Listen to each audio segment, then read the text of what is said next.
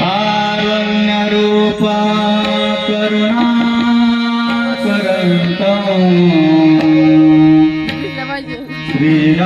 श्रीरामचन्द्रं शरणं प्रपद्ये मनोजवं मारुततुल्यवेगं जितेन्द्रियं बुद्धिमतां वरिष्ठं वातात्मयो वानरयोतमुख्यं श्रीरामदूतं शरणं प्रपद्ये महायोगपीठे तटे भीमरथ्यावरं पुण्डरीकाय दातुं समागत्य तिष्ठं समानन्दकन्दं परब्रह्मदेवं भजे पाण्डुरङ्गं नमो सद्गुरो तुकया ज्ञानदीपा नमो सद्गुरो सच्चिदानन्दरूपा नमो सद्गुरु भक्त कल्याणमूर्ते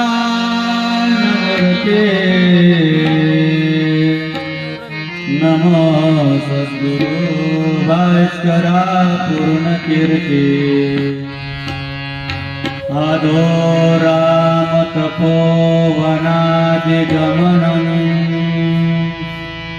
आद्वाङ्गदं काञ्चनम् वैदेह्यारणं जटायुमरणं सुग्रीवसंभाषणं वाली निर्गनलं समुद्रतरणं लङ्कापुरीदानं पश्चात् रावणकुम्भकर्णाननं एतद्वीरामायणम् भजन करा सर श्रीराम जय जय राम श्रीराम जय जय राम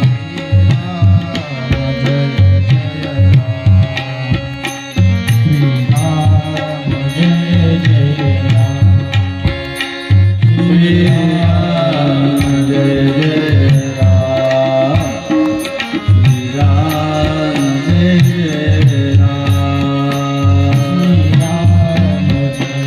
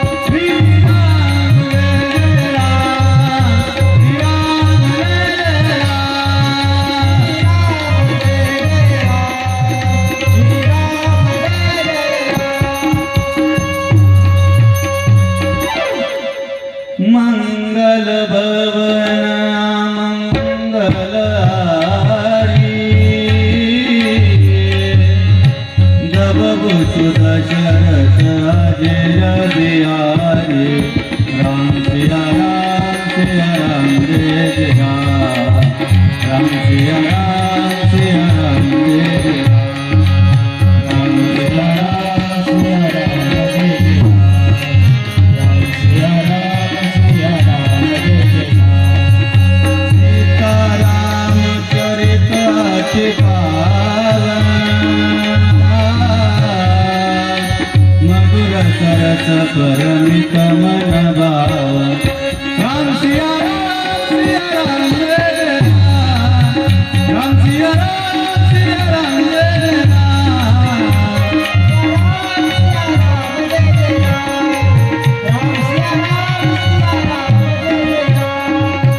राम प्रकाश शशि किरण समाना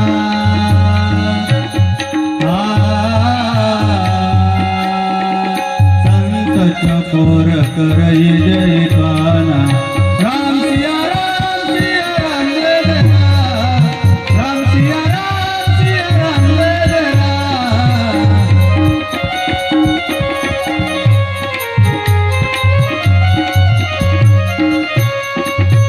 हाँ बोल तने संकट हरण मंगल मूर्ति राम सीता सही हृदय बुसु सुरूप सियावर रामचंद्र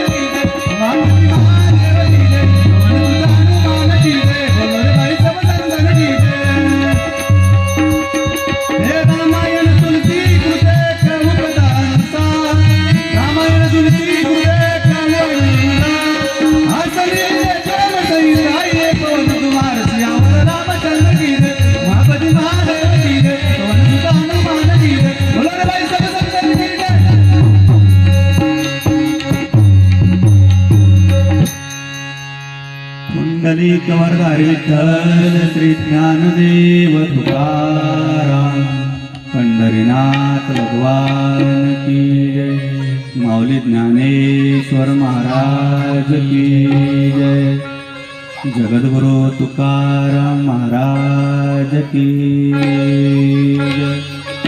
भोलेनाथ भगवान की जय ब्रह्मचारी जी महाराज की जय।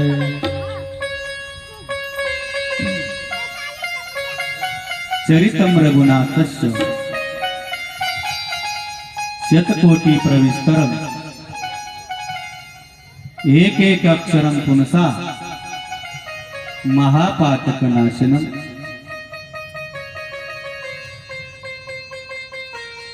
एक बाणी एक पत्नी एक वचनी मर्यादा पुरुषोत्तराम प्रभू श्री रामचंद्राची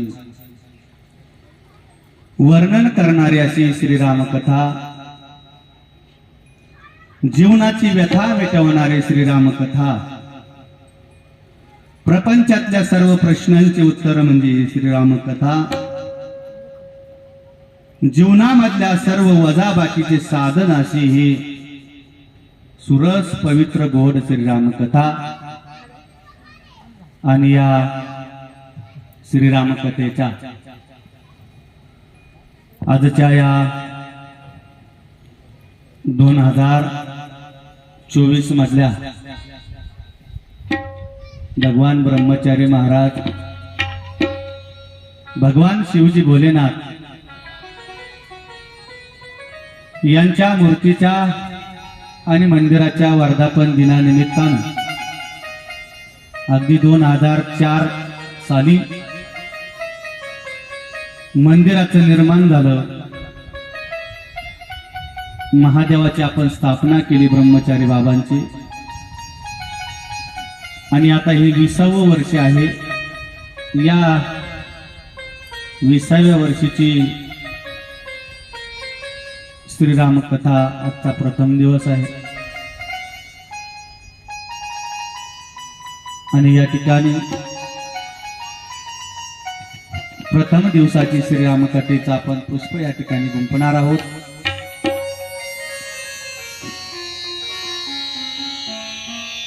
गेल्या 20 वर्षापासून कधी रामकथा कधी भागवत कथा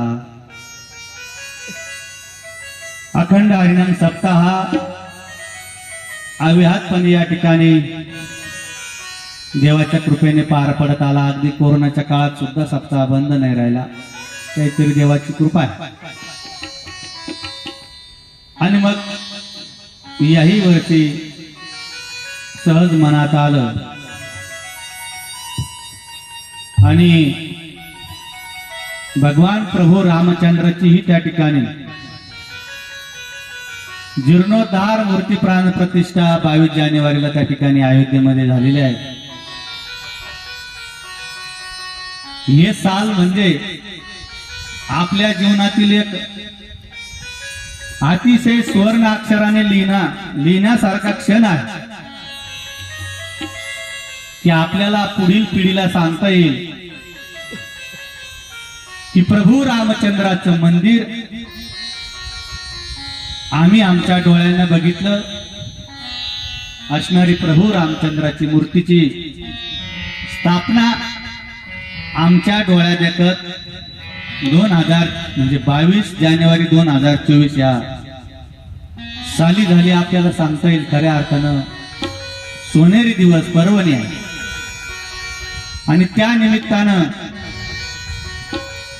देशभर नवे नवे जगभर प्रभू श्री रामचंद्राचं गुणगान गाणाऱ्या कथा असेल, कीर्तन असेल,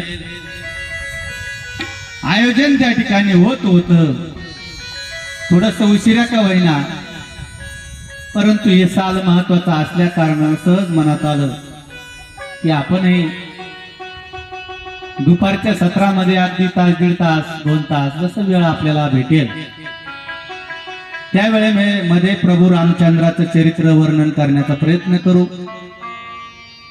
आणि आजच्या प्रथम दिवसाची श्रीरामकथा कथेसाठी लागणारी जी साथसंगत आहे, ज्यांच्यामुळे हा प्रयास संकल्प त्या ठिकाणी पूर्णत्वाला जात आहे, असे असणारे स्वरसाथ करणारे शिंदे साईजारामचे श्री हरिभक्त परायण प्राध्यापक शरद पवार सर सुंदर प्रकारे साथ करतात. त्यानंतर तबल्याची उत्कृष्ट अशी साथ आहे. असे असणारे महाराष्ट्रातील ख्यातनाम मृदंग वादक, तबला वादक, संगीत विशारद किशोर महाराज गोडसे तांदूळवाडीकर तेही त्या ठिकाणी उपस्थित आहे. हरिभक्त परायण पांडुरंग महाराज गांगुडे अतिशय सुंदर गायन आहेत, तेही या ठिकाणी कथेसाठी साथ करतात. त्यांना धन्यवाद. त्याचप्रमाणे ज्यांच्यामुळे खऱ्या अर्थानं हा प्रयास सक्सेस झाला. कथा पहिलेही झाल्या होत्या, परंतु अतिशय सुंदर नियोजन, सुंदर वातावरण, आवाज म्हणलं की संभाजीनगर जिल्ह्यामध्ये ज्यांचं नाव आहे असे असणारे आमचे सागर वाल्मिक पाटील भवर, सागर भाऊ अतिशय सुंदर, खूप सुंदर त्या ठिकाणी साऊंड सिस्टीम आहे. त्यांच्यामुळेच हे सक्सेस होत आहे. आणि कथेला, कीर्तनाला अतिशय समर्पक असणारी साऊंड सिस्टम त्यांची आहे. म्हणून त्यांनी यावर्षी चांगलंच मनावर घेतलेलं आहे. सकाळी 11 वाजेपासून जोडतायत. भगवान परमात्मा ब्रह्मचारी बाबा नक्कीच त्यांचं त्या ठिकाणी कल्याण करणार आहेत. सागर दादांचीही उपस्थिती आहेत. त्याचप्रमाणे या कार्यक्रमासाठी सर्व असणारी ही संयोजक मंडळी सकाळपासून अव्याहतपणे नवे रात्रीपासून या ठिकाणी झटतात. पडद्याच्या समोर जी मंडळी काम करतात,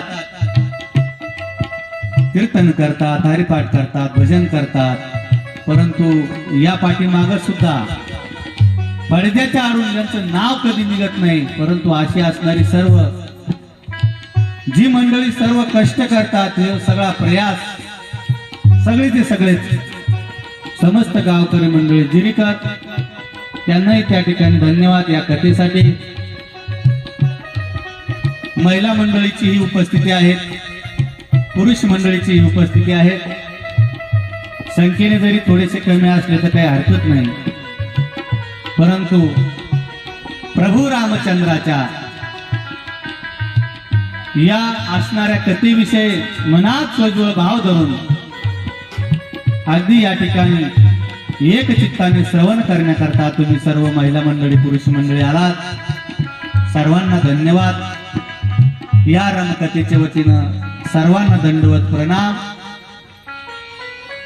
त्याचप्रमाणे आज ज्यांची पंगत आहे, सकाळी बाबूलाल चंद्रभान शिंदे यांनी सुद्धा फराळाचा नाश्ता दिला आणि आता रामकथा हरिपाठ झाल्यानंतर ज्यांची पंगत आहे असे असणारे कारभारी बापू शिंदे माजी सरपंच, त्यांची फराळाची पंगत आहे, त्यांना त्या ठिकाणी धन्यवाद. कारण भगवान परमात्म्याचं नाव घेण्याकरता, देवाची सेवा करण्याकरता कुठलाही पर्वकाळ असणं काही गरजेचं नाही, परंतु कधीही केलं तर त्याचं फळ भेटणार आहे. परंतु शास्त्राने काही पर्वकाळ सांगितले आणि त्या पर्वकाळावरती जर तुम्ही आपण पुण्य कर्म केलं जर असेल, भगवंताची सेवा, पूजा अर्चन, अन्नदान, फराळदान, इतर कर्म जर आपण त्या ठिकाणी केले तर त्याचं फल हे अधिकच अधिकम म्हणजे अधिक भेटत असतं. जसं इतर महिन्यामध्ये केलेलं पुण्य आणि अधिक मासात केलेलं पुण्य अधिक होत असतं, तसं पर्वणीला केलेले कुठलंही सत्कर्म, कुठलंही दान त्या ठिकाणी अधिक फलद्रूप ठरत असतं. आणि आजच्या या शिवरात्रीच्या काळावर तुम्ही कथा श्रवणाचं काम करा की कुठलंही काम करा, त्याचं फळ आपल्याला अधिक भेटत असतं. असो, लांबलचक प्रस्तावनानंतर या ठिकाणी आपण रामकथेचा आजचा प्रथम दिवस आहे आणि मंगलाचरण आहे. सुरू करता करता प्रथम दिवस असल्या कारणाने वेळ बराचसा जातो. पुण्य पावन पर्वणी आहे, महाशिवरात्री आहे आणि भगवान शिवाची या ठिकाणी आज महाराष्ट्रभर, देशात, नवे नवे जगतामध्ये सर्व भाविक जन, भक्तगण असणार सगळ्यात लवकर प्रसन्न होणार. अतिशय थोडी जरी आपण भक्ती केली तरी प्रसन्न होणार जे दैवत म्हणजे भगवान भोलेनाथ. साधं तुम्ही जर एखादं बेलाचं पान घेतलं, पिंडीवरती अर्पण केलं, तरी सुद्धा सहजपणे प्रसन्न होणार भगवान भोलेनाथ अतिशय सोपं दैवत आहे. आणि आज महाराष्ट्रभर त्या दैवताची पूजा अर्चा त्या ठिकाणी होत आहे. भोळं दैवत म्हणल्यानंतर एक दृष्टांत तुम्ही बऱ्याच वेळेस ऐकला असेल, परंतु या पर्वणीवर सांगितलं गेलं पाहिजे, थोडस भगवान शिवाचं वर्णन केलं पाहिजे. एकदम भोळं दैवत, कधीच रागवत नाही, सहज भक्ताला प्रसन्न होणार. काय झालं, एके ठिकाणी शिवालय होतं, म्हणजेच महादेवाचं मंदिर होतं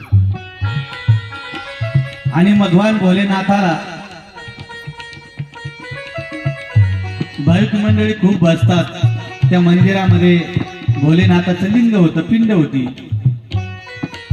परंतु एका भक्ताने काय केलं, त्या लिंगावरती असणारी जी घंटा होती, तो कलश होता, तो परिपूर्ण सोन्याचा बनवला. दैवत प्रसन्न झालं, इच्छा असते. आणि मग सोन्याचा बनवल्यानंतर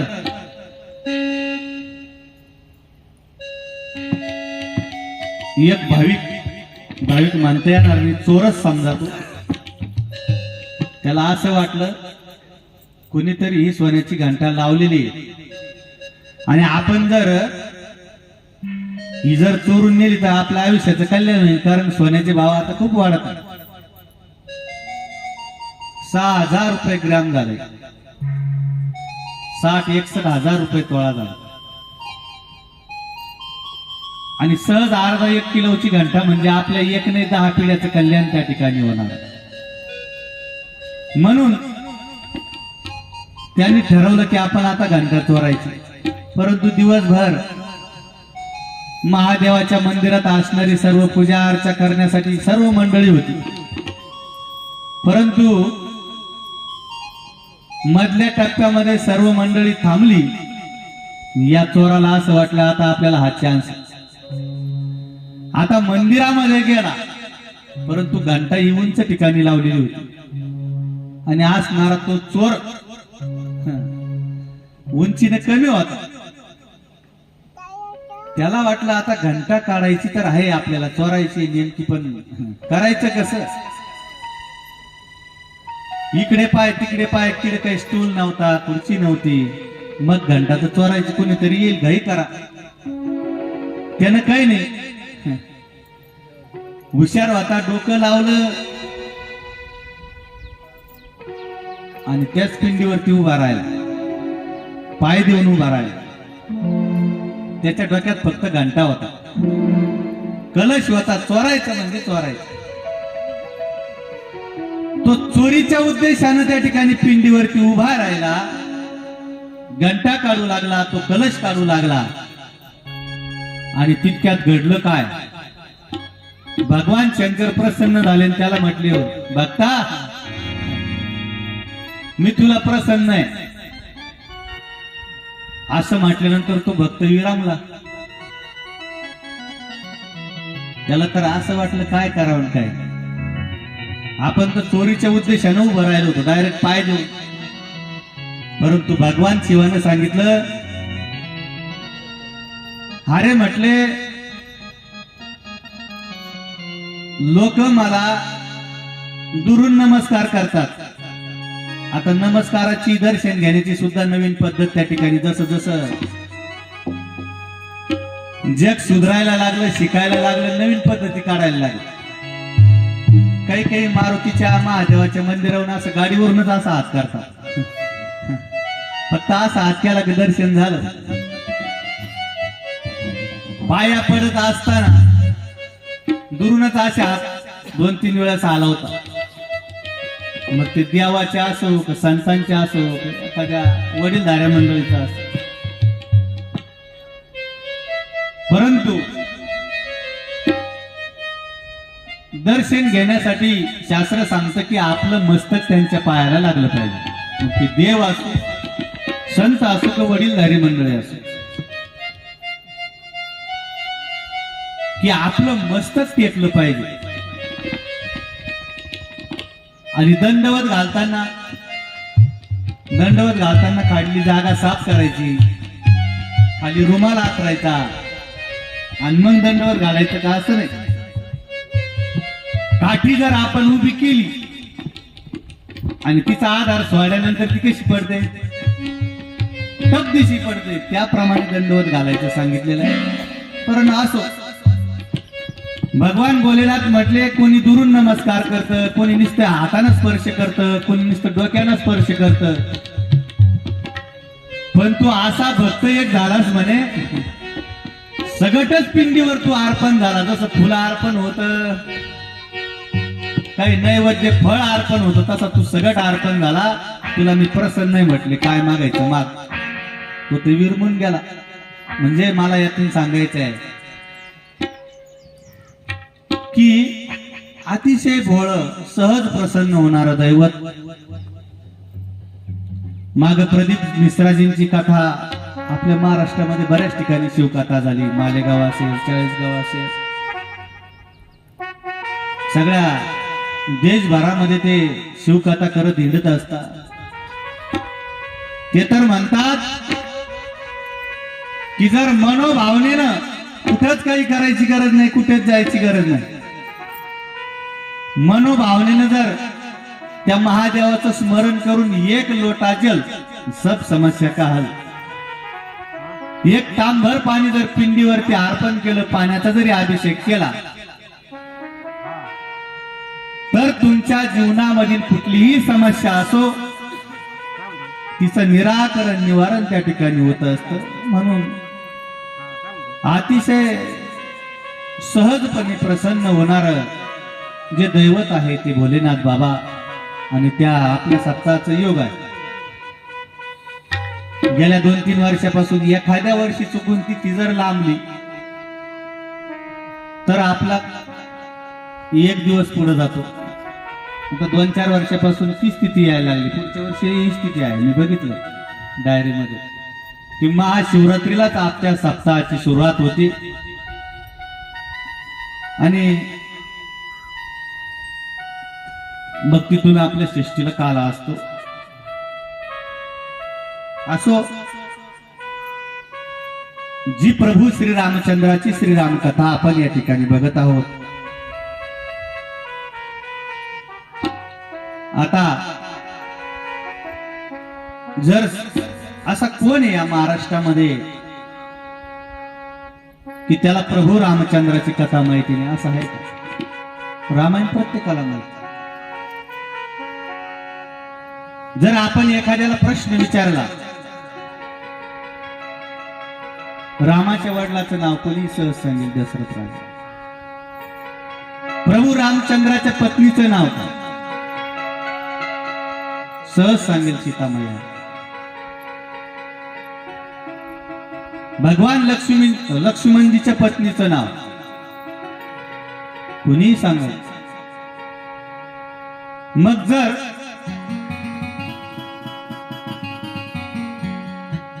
सर्वांनाच माहिती आहे तर मग कथा सांगायची कशासाठी?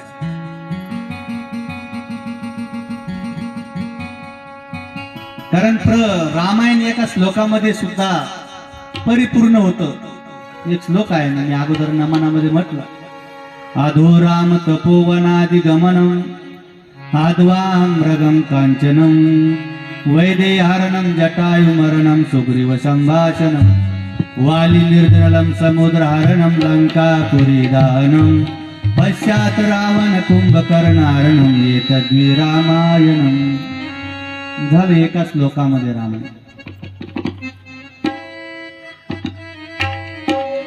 परंतु त्रेतायुगातली प्रभू श्रीरामचंद्राची कथा आजही जशीच्या तशी आहे. साधं माणसानं जर एक भाजी जर 3 दिवस जर खाल्ली, सहज माणसाला त्याचा कंटाळा येतो. असं वाटतंय बदल करा, आता बट्ट्या नको दररोज, आता बाजरीची भाकरन पिठलं द्या म्हणजे माणूस कंटाळत. परंतु प्रभू श्रीरामचंद्राची त्रेतायुगातली कथा किती महात्म्याच्या तोंडून सांगितली असेल, आजही जशीच्या तशी. त्याला कारण आहे. नाहीतर जीवनामध्ये साधं एखादं वर्तमानपत्र, कालचं वर्तमानपत्र आज त्या ठिकाणी जुनं होतं. दृष्टांत आठवला म्हणून सांगतो.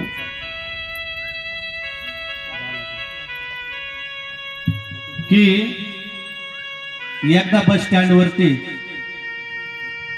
एक मुलगा आला.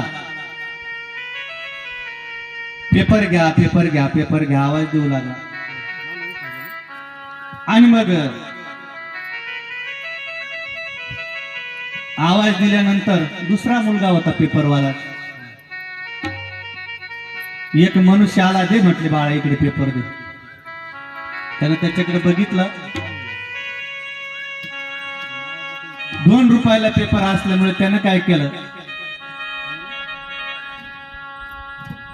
2 रुपये घेतले आणि त्या मुलाला दिले. 1 रुपया खरा दिला आणि 1 रुपया खोटा दिला. डुप्लिकेट नोटा निघाल्या होत्या ना पहिले. अशा 1 रुपया खरा आणि 1 रुपया खोटा दिला आणि पेपर घेऊन टाकला.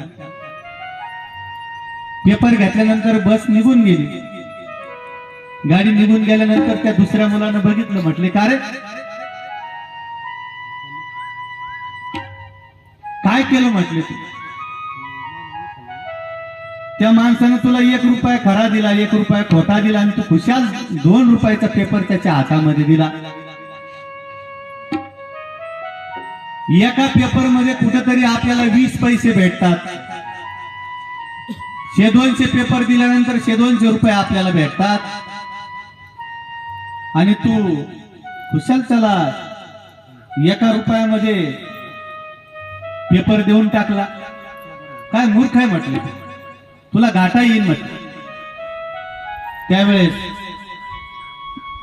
तो मुलगा हुशार होता, त्यानं सांगितलं मी मूर्ख नाही म्हटलं. मग पेपर घेणारा मूर्ख आहे म्हटले. कस काय. तो जेव्हा खिशातून पैसे काढत होता तेव्हाच मी ओळखलं म्हटले. मी दररोज माणसं बघतो, पैसे खूप चाळून काढायला लागल्यानंतर कळतं ना.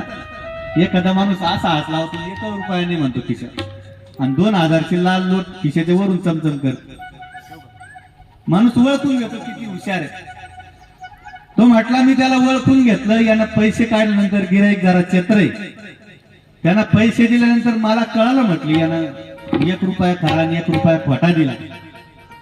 मी बरोबर कालचा खालचा पेपर काढला आणि त्याला वर काढून दिला. मी गेलं म्हटली घेऊन जुना पेपर घेऊन. दृष्टांत वजा करा, मला सांगायचं आहे ज्या देशामध्ये कालचा पेपर आज जुना होतो,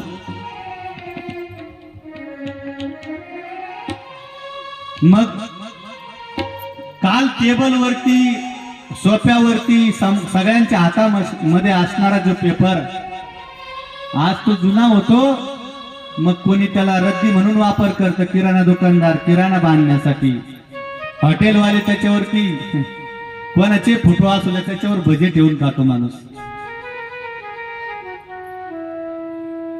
एवढंच नाही, प्रवासामध्ये एखादं लहान बाळ जर सोबत असलं तर त्याची शी पुसण्यासाठी सुद्धा महिला मंडळ त्याचा वापर करतात. मला हे सांगायचे की कालचा पेपर आज जुना होतो, परंतु त्रेतायुगातली प्रभू श्रीरामचंद्राची ही असणारी श्रीराम कथा आजही जशीच्या तशी आहे. त्याचं कारण आहे. बरं, ही श्रीराम कथा ही दर्पण कथा सांगितलेली आहे. महाराज म्हणतात दर्पण कथा. दर्पण म्हणजे काय की आरसा. ज्याला आपलं जीवन जसं आरसा काय करतो, जी परिस्थिती ती दाखवण्याचे काम करतो. आरशाचं काम एकच, जसं आहे तसं दाखवून. तो काय खोटं कधी दाखवित नाही. तुम्ही आपण आपल्या नाकावरती काळा टिक्का असला तरी तो आरसा दाखवणार, जसं आहे तसं त्या ठिकाणी दाखवणार. तशी प्रभू रामचंद्राची ही श्रीराम कथा आहे. तुम्ही कसे आहेत तसं दाखवण्याचे काम करता. दर्पण कथा आहे. बरं, ही कथा खऱ्या अर्थानं प्रत्येक घराघरातली कथा आहे. श्रीरामचंद्राची प्रभूची जी कथा आहे ही घराघरातली कथा आहे. खऱ्या अर्थाने ही कथा घरामध्ये झाली पाहिजे. प्रत्येक घरानं तिचा आदर्श घेतला पाहिजे. परंतु दुर्दैव असं आहे ती कथा मंदिरात आली, मंडपामध्ये आली, धार्मिक मंडपात आली,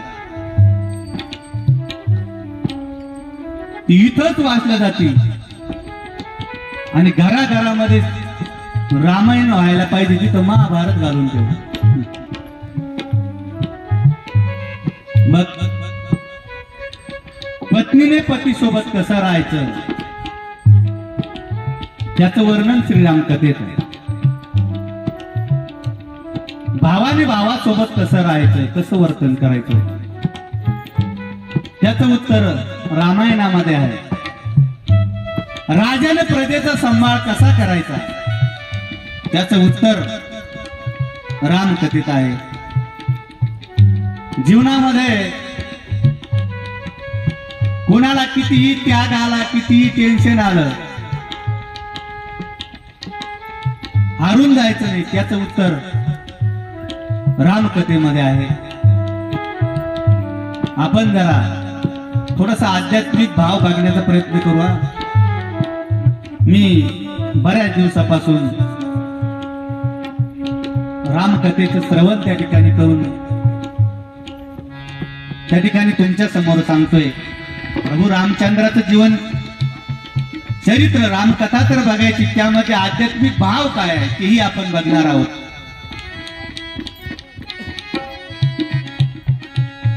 संकटाशी सामना करण्याचं त्या ठिकाणी उत्तर श्रीरामकथा आहे. जर एखाद्याच्या जीवनामध्ये येत असतात, सुख येत असतात, दुःख येत असतात, संकट येत असतात.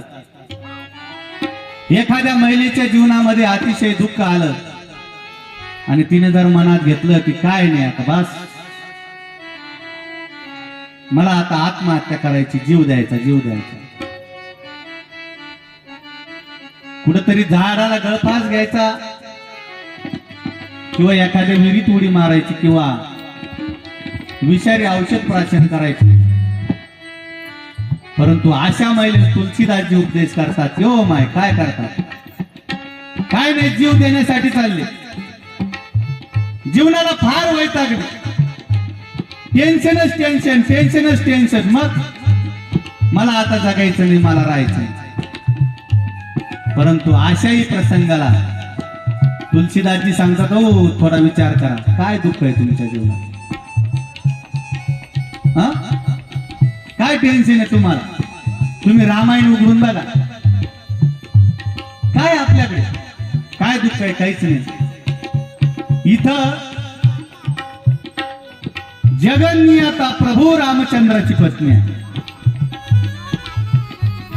इंद्राला सुद्धा मदत करणारा राजा दशरथ राजे काही साधारण व्यक्ती.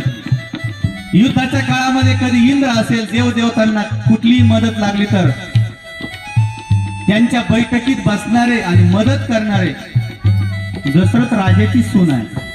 ती काही लहान आहे, धरणी मातेची कन्या आहे. इतकं सर्व असून सुद्धा 14 वर्षे उशाला दगड घेऊन झोपावं लागलं. मग तितके दुःख काय तुमच्या जीवनामध्ये, जननिंदेला सामोरं जाऊन जीवन जगावं लागलं, इतके दुःख आहे का तुमच्या आमच्या जीवनामध्ये. म्हणून ही आदर्श त्या ठिकाणी जीवन जगण्यासाठी प्रभू श्रीरामचंद्राची कथा योग्य, ही उपदेश त्या ठिकाणी तुम्हाला आम्हाला करते.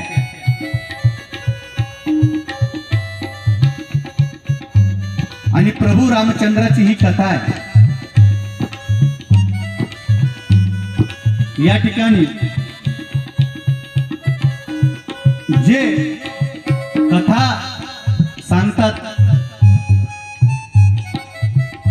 या ठिकाणी विषयही चांगला आहे आणि वक्ताही चांगला आहे. तुलसीदासजी आपल्या मुखारविंदामधून या ठिकाणी या असणाऱ्या प्रभू रामचंद्राचं वर्णन त्या ठिकाणी करतायत.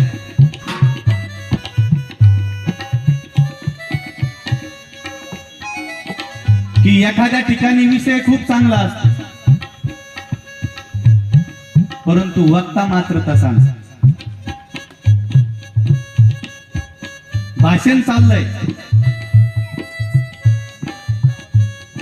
आणि भाषण खूप जोरात चाललं, हे करू नका, ते करू नका, ते करू नका, आणि समोरच्यानं सांगितलं तुम्ही काय करते हो, म्हटले आम्ही नाही, आमचं सोडून द्या, तुम्ही करा.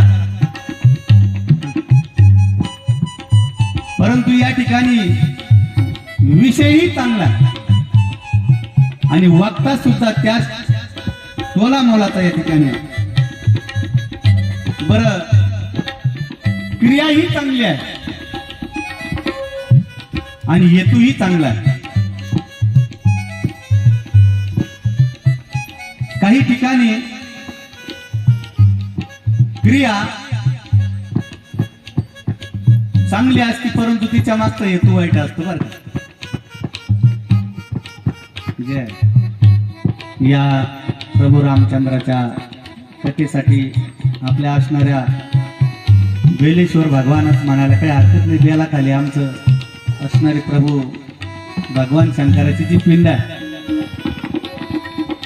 त्या बेलेश्वरावरती नितांत श्रद्धा आहे. प्रत्येक सोमवारी येणं दर्शन करणे. आमचे आत्ताच ज्यांनी सद्गुरू गजानन महाराज यांचा त्या ठिकाणी प्रकट दिनानिमित्त भव्य सप्ताह केला. आमचे प्रकाशजी आस्वाद हे या ठिकाणी दर्शनासाठी आणि श्रवणासाठी आले, त्यांनाही धन्यवाद. आपला विषय चालला होता की क्रिया ही चांगली आणि हेतूही चांगला. काही ठिकाणी क्रिया खूप चांगली असते परंतु त्याच्या मागचा हेतू वाईट असतो. सहज एक उदाहरण देतो आणि पुढे चालतो. काय झालं, आता रस्ते खूप चांगले झाले, तसे आपल्या तालुक्यात नाही तसे, परंतु बरेच ठिकाणी चांगले. पूर्वी काय असायचं, बांध्या असायचं त्या खोल आणि पाणी खूप असायचं. एक शेडजी चालले होते फोर व्हीलर गाडी घेऊन चालल्यानंतर त्या पांदीच्या रस्त्यानं पाणी सुटलेलं होतं. वडा होता, वाळू होती. पाणी असल्या कारणानं घडलं असं, त्या शेडजीची गाडी फसली पाण्यातून. फसल्यानंतर इकडे तिकडे बघत असताना तिथं 4 तरुण त्या ठिकाणी आले. तरुण आले आणि त्यांनी सांगितलं, शेठजी घाबरू नका, तुमची गाडी आम्ही काढून देतो. त्या पोरांनी जोरदार धक्का दिला आणि गाडी रोडवरती आणून दिली. त्या चिखलाच्या बाहेर काढली, गाळाच्या बाहेर काढली. शेठजीला खूप आनंद वाटला. शेठजीला आनंद वाटला आणि शेठजीने त्या 4 मुलांना बोलून घेतलं आणि सांगितलं, हे बाळांनो, वा वा म्हटले, अभिमान मला वाटला तुमचा, खऱ्या अर्थानं वा वा, चांगली कल्पना आहे तुम्हाला. तुम्ही माझी गाडी काढून दिली. एक काम करा, शेठजीने खिशात हात घातला, 100 रुपयाच्या 4 कडक नोटा काढला आणि 4 इंच्या हातावर ठेवल्या. बरं झाले म्हटले तुम्ही मदतीला धावून आला. मदत केली. शेठजीने पुढे प्रश्न विचारायला सुरुवात केली. म्हटले, मुलांनो, शाळेत जाता का? म्हटले, नाही, शाळा संपली म्हणे आमची आता. मग काम काय करता, धंदा काय करता? म्हटले, काय नाही, आमचा व्यवसायच आहे आणि बसतो काढायला. तुमच्यासारखे शेठ कोणीतरी आले का त्यांची गाडी फसते, तिला धक्का मारून काढून देतो, त्यांना दया येते, जे दिले ते पैसे आम्ही देतो, 200 500 काही कवळ. म्हटले, हो. मग ते शेठजीला प्रश्न पडला आणि म्हटले, बाळांनो, आता पावसाळ्यात हिवाळ्यात ठीक आहे, पाणी असल्यामुळे इथं गाड्या फसतात आणि तुम्ही काढून देतात, पैसे देतात लोक तुम्हाला, पण मग पोरा उन्हाळ्यात तुम्ही काय करता म्हणे? मग पाणी संपल्यानंतर रस्ता तर कोरडा असतो. म्हटले, काही नाही, आम्ही एकच करतो, पाणी नसलं तरी यांची बैलगाडी गाळा घालतो, त्या गाडीवर 200 लिटरच्या टाक्या ठेवतो, बाहेरून पाणी आणतो, इथं सांडतो. म्हटले, चिखल मात्र वाळू देत नाही, धंदा मात्र 12 महिने चालला पाहिजे. आता सांगा, अगोदर क्रिया कशी वाटली होती? खूप चांगली वाटली होती क्रिया, परंतु त्याच्या मागचा जो हेतू काय होता, वाईट होता. फक्त चिखल करणे आणि गाड्या फसवणे. अशा अनेकांच्या गाड्या फसवल्या जातात. चिखल नसताना सुद्धा त्याला चिखलात घालायला लावतात आणि गाड्या फसवल्या जातात. परंतु या ठिकाणी तसं नाही. क्रिया ही चांगली आहे आणि हेतूही त्या ठिकाणी चांगला आहे, विषयही चांगला आहे, वक्तही चांगले आहे.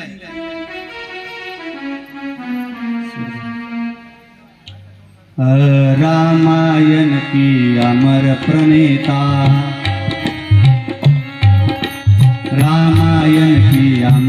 प्रणीता कोमल प्रस्था सुमन चढ़ाय पर्वत माके अमर त्याग को हित करो तुम भूल न जाओ रामायण की अमर प्रणीता कोमल प्रस्था सुमन चढ़ाय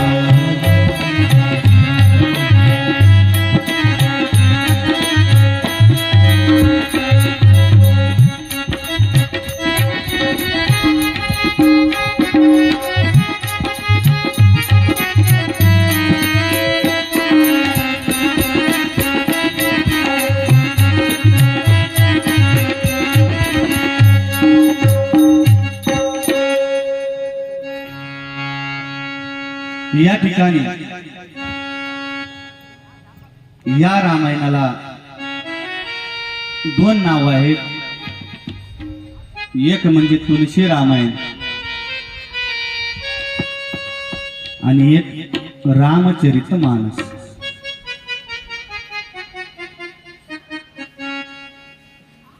रामचरित मानस म्हणजे सरोवर. या ठिकाणी सरोवरात पाणी आहे, इथं शुद्ध संतांची वाणी आहे. बरं, समुद्रात डुबण्याची भीती, परंतु इकडे डुबल्यानंतर फायदाच फायदा. कारण भगवान नामामध्ये प्रभूच्या सेवेमध्ये जो डुबला त्याचं जीवन त्या ठिकाणी सार्थक होत आहे. आणि प्रभू श्री तुलसीदासजी या ठिकाणी रामचरित मानस किंवा तुलसी रामायणाला प्रारंभ करतात. पहिलं वंदन गणपतीला करतात, दुसरं वंदन सरस्वतीला, सीतारामाला वंदन आहे, भगवान शिवाला शंकराला वंदन आहे, अयोध्येला वंदन आहे, अयोध्येतील नर नारीला त्या ठिकाणी वंदन आहेत, शेरयू नदीला वर्णन आहे, जनकपतीला वर्णन करतात, मिथिलेला वंदन, मैला मातेला वंदन. आणि सर्वप्रथम तुलसीदासजी वंदन करतात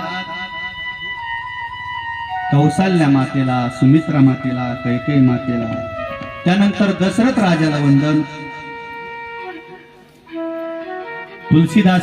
तुलसीदासजीनं या ग्रंथाची त्या ठिकाणी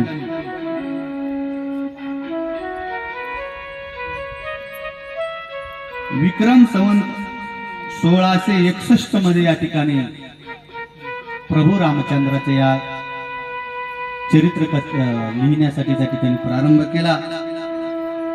आणि त्याच साली चैत्र शुद्ध नवमी वार मंगळवार अयोध्येमध्ये त्या ठिकाणी ही रामकथा प्रकाशित त्या ठिकाणी झालेली आहेत. आता असणारे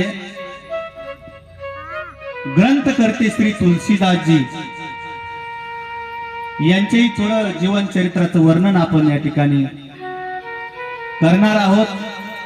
त्याआधी एक संकीर्तन त्या ठिकाणी आपण करणार आहोत. आज शिवरात्रीचं पर्व काळ भगवान भोले बाबाचं, कारण रामकथेचं द्वारच शिवकथा आहे. आता ते उद्या येणारच आहे पुढं. आता उशीर झाल्यामुळे आज तिथपर्यंत गेला असतो, परंतु पहिला दिवस जोडदारीला वेळ लागतो. जिथपर्यंत जाईल तिथपर्यंत आपण थांबणार आहोत. म्हणून आपण शिवजीचं भजन या ठिकाणी एक वेळेस करणार आहोत. शंकर बोला बाला रे जगाचा पालनहारा,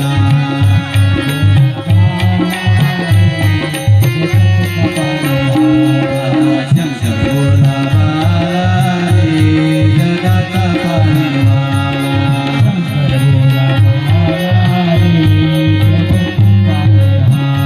जगाचा पालनहारा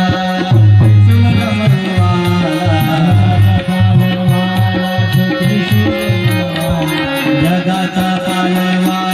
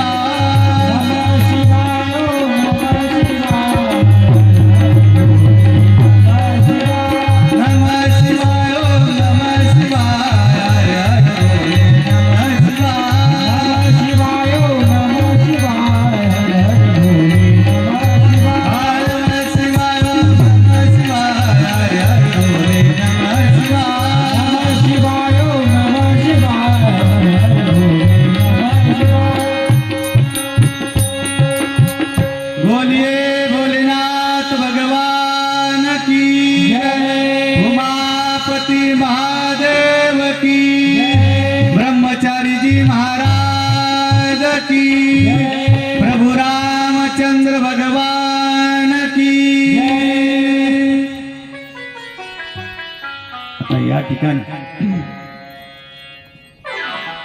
आपण जे ग्रंथाचे या ठिकाणी लेखक आहे, ग्रंथकर्ते आहेत असणारे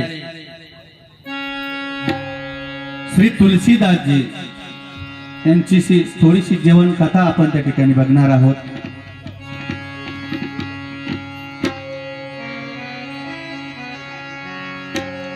त्यांच्या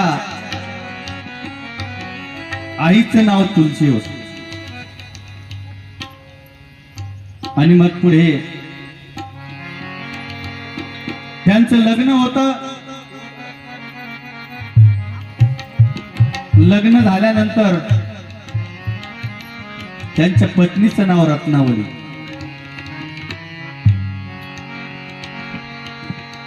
आणि पत्नी दिसायला सुंदर होती,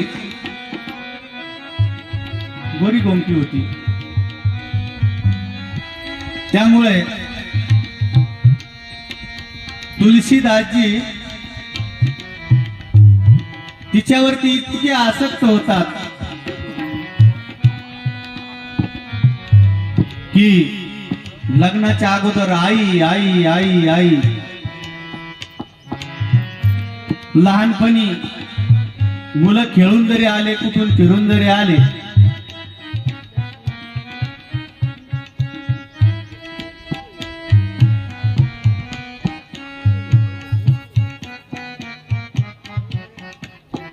राजा राम राम राम सीता राम राम राम, राजा राम राम राम.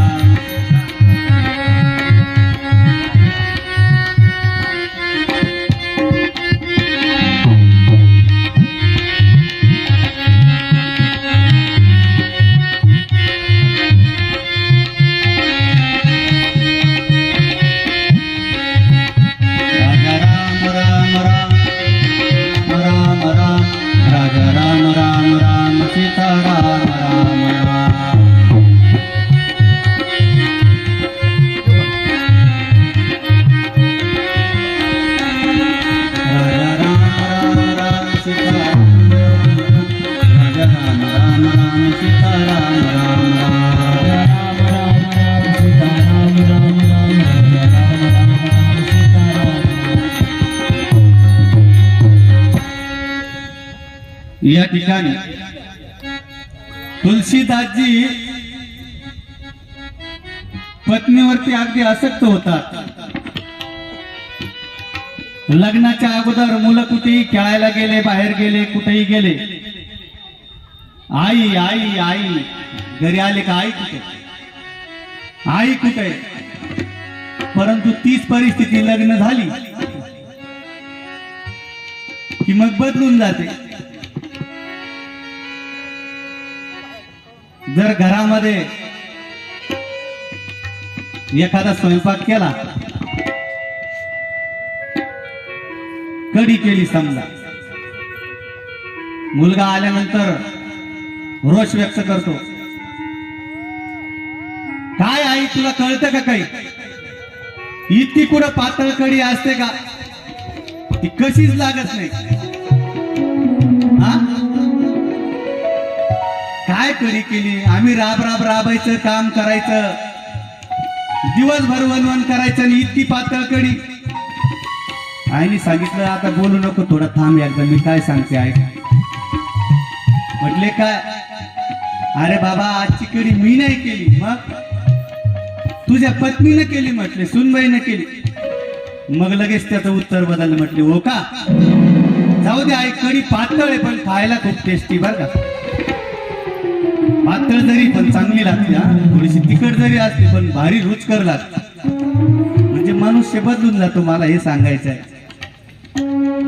मग तुलसीदासजी त्या रत्नावलीवर इतके आसक्त होत आहेत, ती जर कामाला लागली तर नको नको नको काम करू देत नाही. ती जर धुणं धुवायला लागली तर स्वतः धुणं धुवायचं. ती जर सरपण पाणी आणण्यासाठी गेले तर स्वतः जायचं.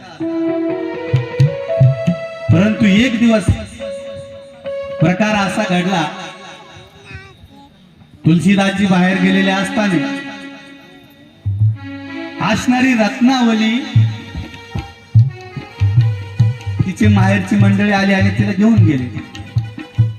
न सांगता निघून गेली 4-2 दिवसासाठी.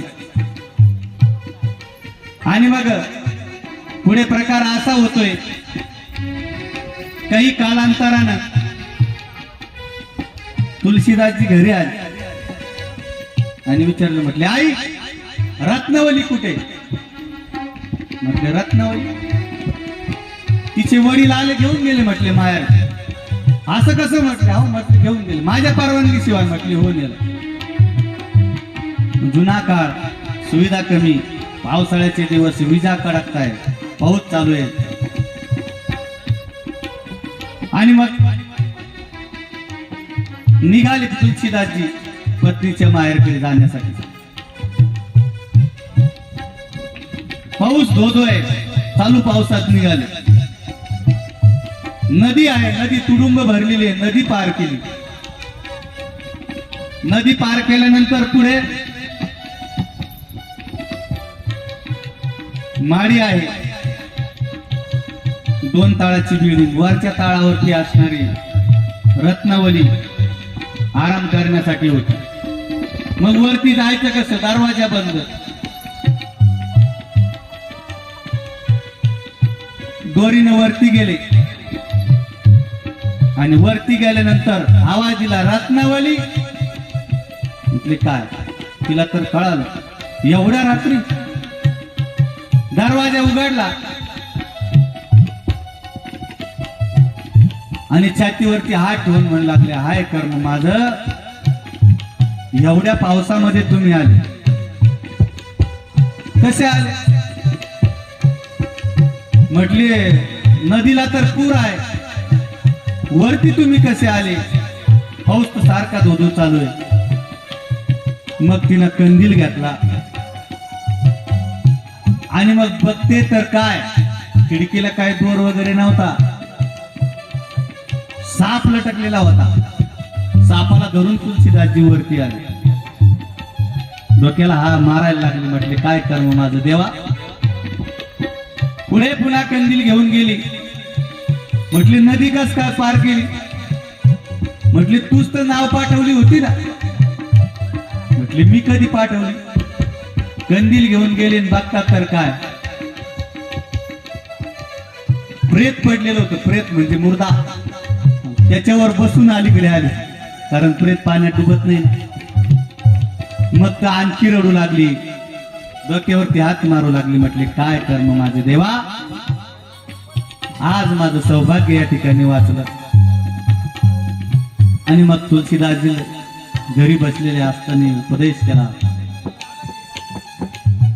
म्हटले माझं काही शरीर सोन्याचं तर नाही ना, हाडा मासाच्या शरीरावरती तुम्ही इतकं प्रेम करता,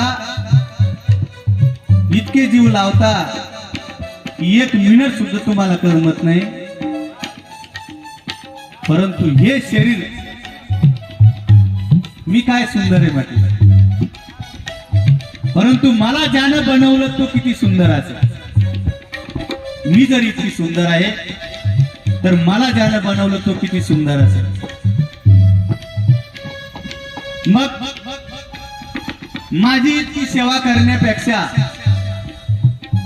त्या असणाऱ्या भगवान परमात्म्याची, पांडुरंग परमात्म्याची जर सेवा केली, प्रभू श्रीरामाची जर तुम्ही सेवा केली, तर नक्कीच तुमचा उद्धार झाल्याशिवाय राहणार नाही, तुम्ही उद्धारून गेल्याशिवाय राहणार नाही. या हाडा मासाच्या देहावर प्रेम करून काय फायदा नाही. आणि तोच उपदेश तुलसीदासजीला मनाला भावला. कारण उपदेश कोण करतं यापेक्षा उपदेश काय आहे, किती हिताचा आहे, माणसानं लक्षात घेतलं पाहिजे.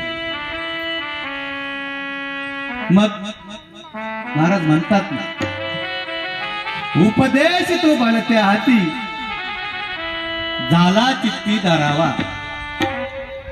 मग तू कुणी अस, जर प्रवासामध्ये एखाद्या माणसानं जर आपल्याला 4 चांगल्या गोष्टी जर सांगितल्या, आपल्या गाडीचा स्टँड तसाच राहिला आणि एखाद्यानं हात देऊन सांगितला, मग ती व्यक्ती कशी जरी असली, आपल्या ओळखीची असो नसो, ती मळालेली जरी असली, परंतु त्यानं आपल्या हिताचं सांगितलं ना, तो माणसानं मानलं पाहिजे. म्हणून इथे उपदेश कोण करतं यापेक्षा उपदेश काय, मग तो उपदेश चांगला असेल, आपलं हित असेल, तर कुणाचंही ऐकलं पाहिजे. एखाद्या मूर्खाचं सुद्धा तुम्ही ऐकलं पाहिजे. आणि एखादा खूप चांगला आहे, खूप मोठं नाव आहे, आणि तो जर आपण गड्ड्यात जाण्याचा उपदेश करत असला तर त्याचा उपदेश ऐकायचा, आणि तो जवळचा का असा. म्हणून या ठिकाणी उपदेश कोण करतं यापेक्षा उपदेश काय आहे. आणि तर या ठिकाणी तुलसीदासची जी पत्नी उपदेश करते, म्हणून पत्नीचंही ऐकायला काही वाईट नाही, परंतु तसा उपदेश पाहिजे. नाहीतर जर पत्नी म्हणत असेल, तुमचे आई वडील मला दारात तर काय या गावात सुद्धा दिसले नाही पाहिजे, तो उपदेश नाही ऐकायचा. परंतु चांगला उपदेश असला, पत्नी असो की कोणी असो, तो आपण ऐकला पाहिजे. म्हणून या ठिकाणी तुलसीदासच्या जीवनात हेच घडत आहे. पत्नीचा उपदेश त्यांच्या मनाला भावला आणि त्या ठिकाणी त्यांनी रामचरितमानस या ग्रंथाची त्या ठिकाणी निर्मिती केली. जंगलात गेले,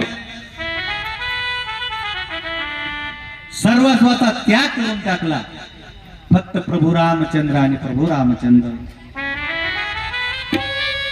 आणि मनात कल्पना आली आणि आज तुमच्या समोर नवे नवे, पूर्ण भारतभर नवे नवे, जगभर असणारे हिंदी कवित्व श्री संत तुलसीदासजी यांच्याच मुखारविंदातून आपण त्या ठिकाणी त्यांच्याच ग्रंथाचा आपण थोडा थोडा भाव बघून त्या ठिकाणी सांगत आहोत. पुढे प्रयाग नावाच्या क्षेत्रावरती सर्व संत साधूजन जमतात. त्यामध्ये शास्त्र चर्चा, ज्ञानाचे आदान प्रदान, तीर्थाचे स्नान आणि शेवटी पूर्णाहुतीचा दिवस. एक महात्मा आपल्या आसनावरून खाली उतरतात आणि त्या दुसऱ्या महात्म्याला आपल्या आसनावरती बसवतात आणि श्रोत्याच्या रूपामध्ये आपण खाली बसतात, त्या महात्म्याला वरती बसवतात.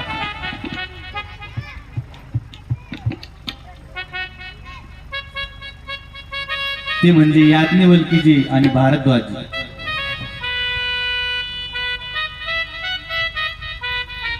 आणि मग भारद्वाजीने एक प्रश्न विचारला कि मैं कितनी दिन से यहाँ रहता हूं, ज्ञान का आदान प्रदान, शास्त्रों की चर्चा, लेकिन मेरा एक संशय नहीं गया. मेरा आपसे एक प्रश्न है की हा प्रश्न आस्तिकाला आहे, नास्तिकाला सुद्धा आहे.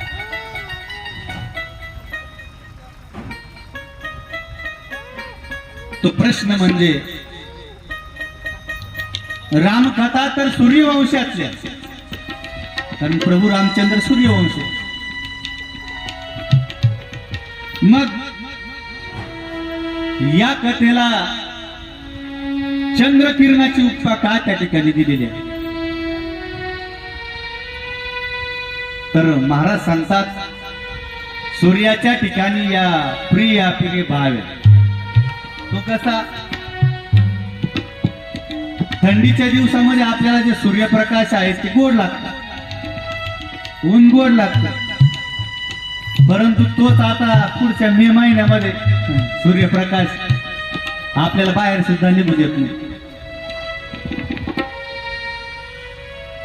परंतु रामायणाचं मात्र तसं नाही. बरं, मग चंद्राची उपमा देऊन बघू. जर आपण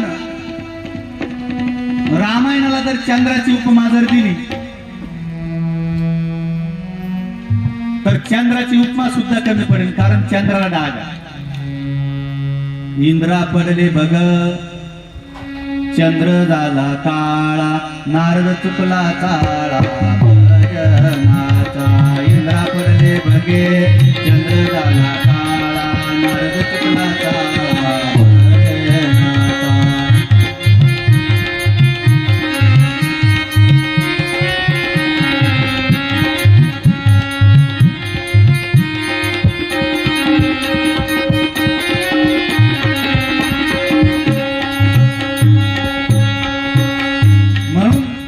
रामायणाला चंद्राची सुद्धा उपमा कमी पडेल, परंतु चंद्राची जी किरण आहे किती शीतल आहे, म्हणून त्या रामकथेला चंद्र किरणाची उपमा त्या ठिकाणी दिली.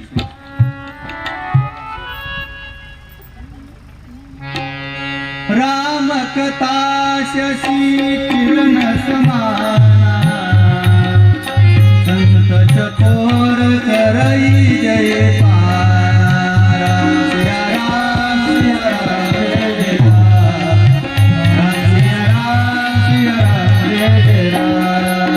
रामकथा शशी किरण समाना, संत चकोर करई जय पारा. राम सिया राम सिया राम जय राम, राम सिया राम सिया राम जय राम.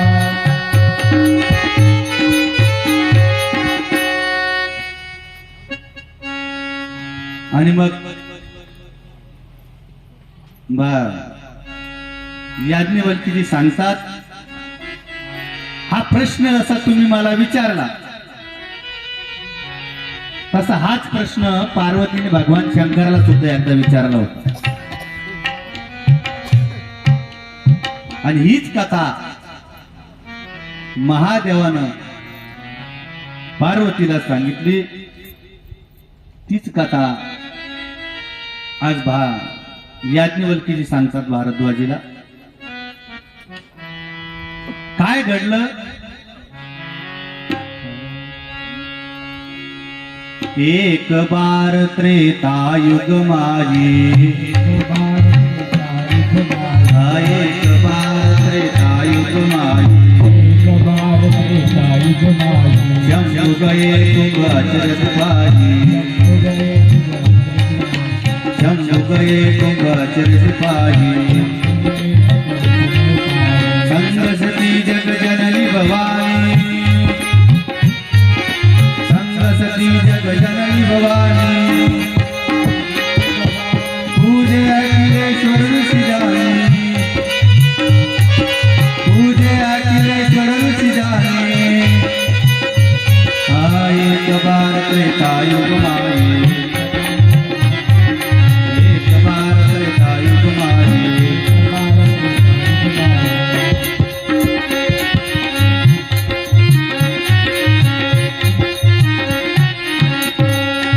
प्रभु रामचंद्र भगवान की जय. आणि मग त्रेता युगामध्ये भगवान शंकर हे कथा ऐकण्याच्या उद्देशाने निघालेले आहेत. आणि ते एकटे नाही तर सोबत सती आहे. सती म्हणजे दक्ष कन्या. आणि ते निघाले कथा श्रवण करण्यासाठी. तर ते निघाले अगस्त्यजींच्या आश्रमाकडे. आताच्या दृष्टीने जर आपण समजा भौगोलिक जर विचार त्या ठिकाणी केला तर ती नाशिक जिल्ह्यात येवला तालुक्यामध्ये मनमाड रोडवरती मला वाटतं अंकाई नावाचा किल्ला आहे, अंकाई नावाचा डोंगर. त्या ठिकाणी अगस्त्य ऋषीचा आश्रम आहे बघा. आणि मग शिव आणि सती हे दोघही त्या ठिकाणी कथा ऐकण्याच्या उद्देशाने निघालेले आहेत.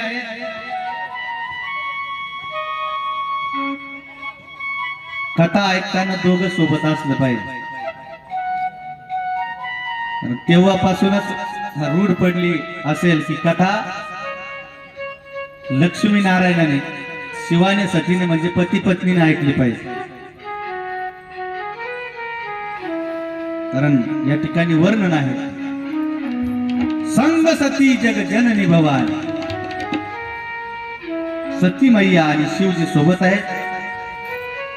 कारण जर पतीने पुण्य केलं तर त्यातलं अर्ध आपोआप पत्नीला जात असत.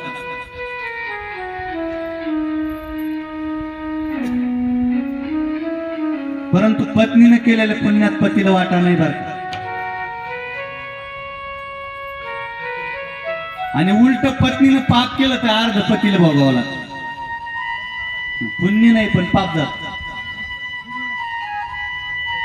कारण पत्नीने जर पुण्य केलं तर अर्ध आपाप जातो. तुम्ही पदव्या सुद्धा बघा, पदवी सुद्धा ऑटोमॅटिक अर्धी पत्नीला जाते. एखादा जर मास्तर असला त्यांच्या पत्नीला काही का नाही येईना पण मास्तरीन बाई म्हणावं लागतं. कुठलंही असं अर्ध पद आपोआप जात असत. परंतु तुम्ही असं पुढे ऐकलं का एखाद्याची पत्नी नर्स आहे आणि मग तिच्या नवऱ्याला नर्स होबा कोणी म्हणतं का? म्हणत नाही. पत्नीनं केलेलं पुण्यात पतीला वाटा नाही, पतीनं केलेलं त्याच्यात अर्धा वाटा. आणि उलट तिने जर पाप केलं तर ते पतीला अर्ध भोगावं लागतं. बरं त्यामध्ये पुण्यात वाटा मिळण्याचं कारण काय?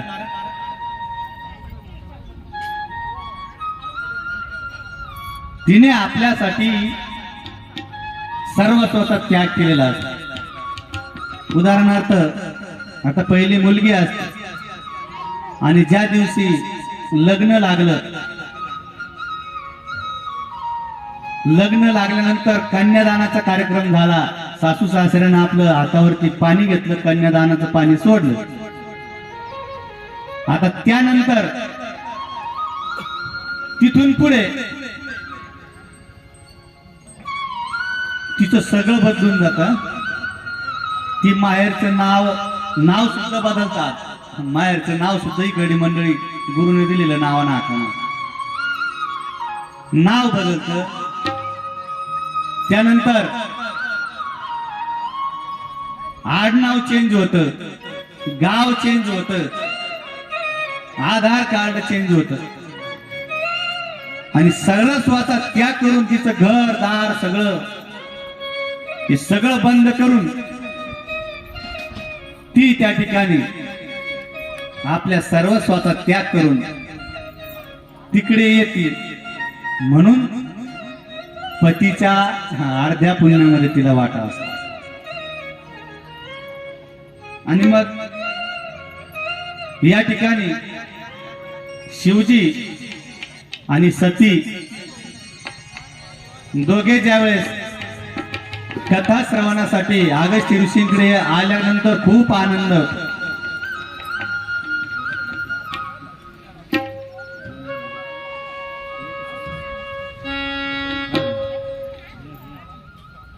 मग खूप आनंद होतो त्यांना. अगस्त्य ऋषींना साधं आपल्या घरी 4-2 महिन्यानंतर एखादा पाहुणा जर आला तर आपल्याला किती आनंद होतो. या ठिकाणी साक्षात शिवजी आणि सती आल्यानंतर अगस्त्य ऋषींच्या आनंदाला पारावार नाही. आणि मग अतिशय अगस्त्य भावनिक होतात. भावनेच्या भरामध्ये अगस्त्यजी पाया पडण्याचा त्यांच्या मनामध्ये येतो, उद्देश येतो, खाली वागतात. परंतु वक्त्याने स्वतःचं कधी दर्शन घ्यायचं नाही, योग्य नाही. आणि शिवजीला माहिती होतं अगस्त्य ऋषी जर वाकले तर माझ्यासोबत हुशार बापाची हुशार मुलगी सती सोबत आहे, ती शंका घेईल, ती म्हणेल हे आताच पाया पडायला लागलं, पुढे काय सांगणार आहे, काय कथा करणार. म्हणून शिवजी समोर कथा श्रवण करण्यासाठी बसलेले आहेत.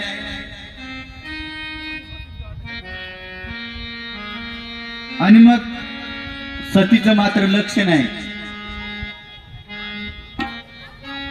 कथेकडे दुर्लक्ष आहे. आणि मग कथा श्रवण केल्यानंतर ते निघाले.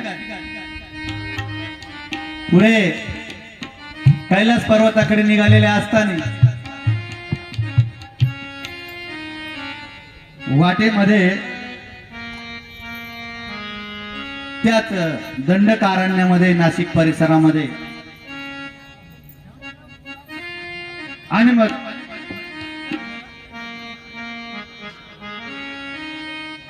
तो प्रसंग आठवा की सीतामय्याचं हरण झालेलं आहे. प्रभू रडतायत, सीते सीते. लक्ष्मणजी त्यांच्या पाठीमाग आहे, झाडाला कवटाळतात. लक्ष्मणजी म्हणतात भैया रोना नहीं, भाभी मिल जाएगी, भैया रोना नहीं. आता त्याच रस्त्याने शिवजी जात होते. आणि मग कथा ऐकून चालले होते दोघं. त्यावेळेस शिवजीला असं वाटलं आपण ज्यांची कथा ऐकून आलो तेच आता आपल्याला भेटले. काय योगायोग. एखाद्या माणसाचं आपण नाव घेतो 10 मिनिटात तोच भेटतो. आपण म्हणतो काय योगायोग वा, 100 वर्ष आयुष्य तुम्हाला तुमचं ध्यान चालू. तसं शिवजीला वाटतं काय योगायोग की आताच तुमची कथा ऐकून आलो आणि माझा असणार, कारण शिवाचं दैवत कोण आहे, प्रभू रामचंद्र. असं म्हटल्यानंतर त्यांची वाणी काही राहिली नाही. आणि मग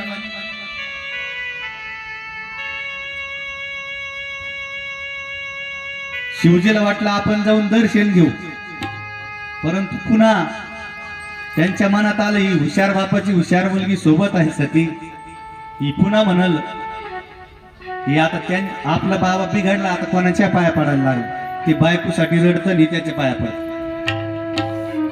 म्हणून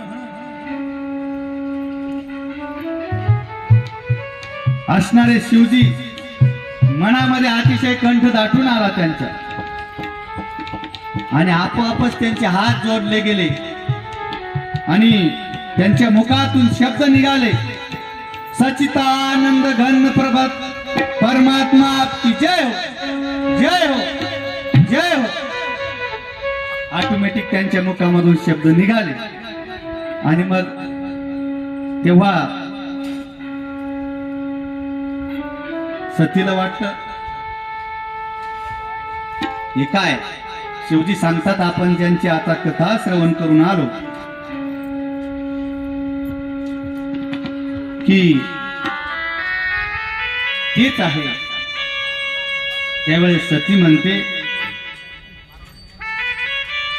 तुम्ही तर कथेमध्ये आता ऐकलं राम ब्रह्म आहे, राम ब्रह्म आहे, आणि मग राम ब्रह्म आहे तर रामाला वियोग कस काय, पत्नीसाठी का रडतात, ब्रह्म को योग कैसा. त्यावेळेस शिवजी म्हणतात, मला विचारण्यापेक्षा तू परीक्षा का घेतली, तुला घ्यायची तर परीक्षा जरूर घे.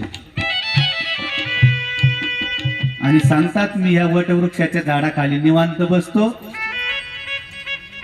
तू परीक्षा घेऊन टाक म्हटली, तुला काय घ्यायचं, तोपर्यंत सावलीमध्ये चिंतन करत बसतो.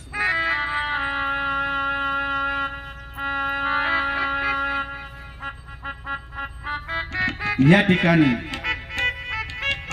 सती परीक्षा घेण्याच्या उद्देशानं निघाली.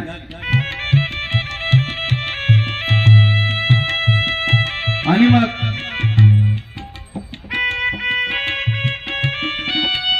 सतीला प्रश्न पडला, परीक्षा तर घ्यायची, आपण नेमकं कोणत्या रूपात परीक्षा घ्यायची. त्यावेळेस सतीच्या मनात आलं, कल्पना आली, आणि मग तिने सांगितलं आपण सीता होऊ, ही पत्नी करता रडतय ना. आणि मग सती सीतेच्या रूपामध्ये निघालेली आहे. परंतु त्या ठिकाणी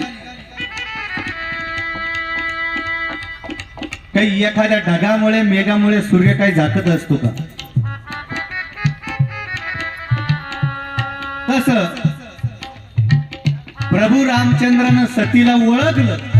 समोर आल्यानंतर सीतेच्या जरी रूपात होती तरी, आणि पाहिल्याबरोबर डोळे मिटले आणि प्रभू रामचंद्र म्हणू लागले, मैया आप अकेली क्यों आई, पिताजी कहां पर है. त्यावेळेस सती लज्जित झाली. सतीला वाटलं आपण सीतेच्या रूपात आलो तरी ओळख, आणि मग सीता सती भयभीत झाली, म्हणजे सीता रूपातली सती. आणि मग भयभीत झाले. इकडे शिवजी भजन चालू आहे, राजा राम राम राम सीता राम राम राम, राजा राम राम राम सीता राम राम राम, राम राम सीता राम राम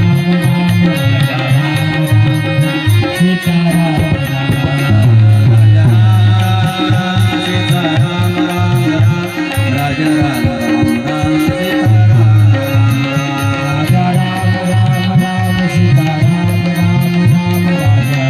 राम राम सीता राजा राम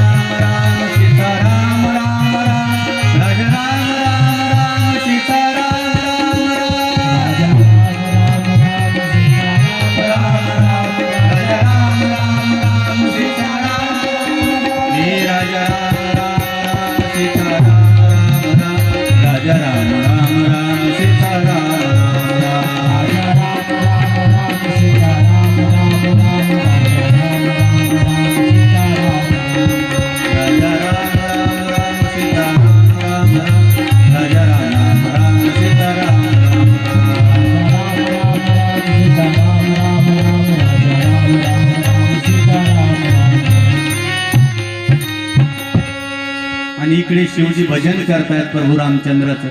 कारण भजन करी महादेव राम पूजी सदाशिव. भगवान शिवजी रामाचं भजन चिंतन करू लागले आणि त्यांना काय कळत नव्हतं. मनोमन कळालं. म्हटले हिनं परीक्षा घेऊन यायची, घेतलीच. बर, परीक्षा तिनं अशी घेतली सीतामयेच्या रूपामध्ये, म्हणजे मी माता मानतो सीतेला आणि सीता झाली. तेव्हा आता मी हिच्या पत्नीत्वाचा स्वीकार करणार नाही. कारण सीतामय्य म्हणजे माता आणि तिचा जर स्वीकार मी केला तर मातेच्या नावाला कलंक लागेल, म्हणून तिचा स्वीकार करायचा नाही.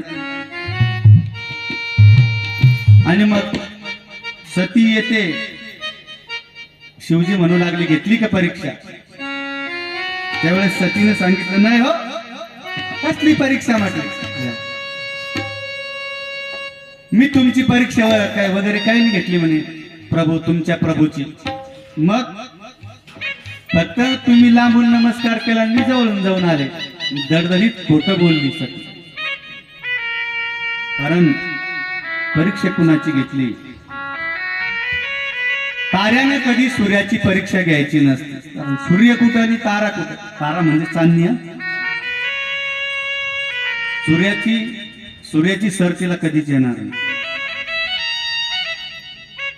शिष्याने सुद्धा कधीच गुरुजीची परीक्षा घ्यायची नाही तर मग गुरुजीकडून 4 बोल घेतले, 4 राग घेतले, थोडस चिंतन घेतलं की मग पुन्हा गुरुजीला गुरगुर करायची. उलटी परीक्षा. गुरुजीला सांगायचं यो रागताच नाही हो, यो असा आहे.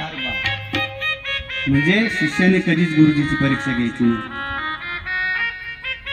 आणि सेवकाने कधीच राजाची परीक्षा घ्यायची नाही. राजाला प्लॅनिंग द्यायचं नाही की असं राज्य तुम्ही करा मग असं होईल. कारण ती परीक्षा देऊनच ते तिथे गेलेले असतात. मागणाऱ्याने कधी दात्याची परीक्षा घ्यायची नाही. दाता काय देईल सांगता येणार नाही. मला हेच देन, मला तेच दे.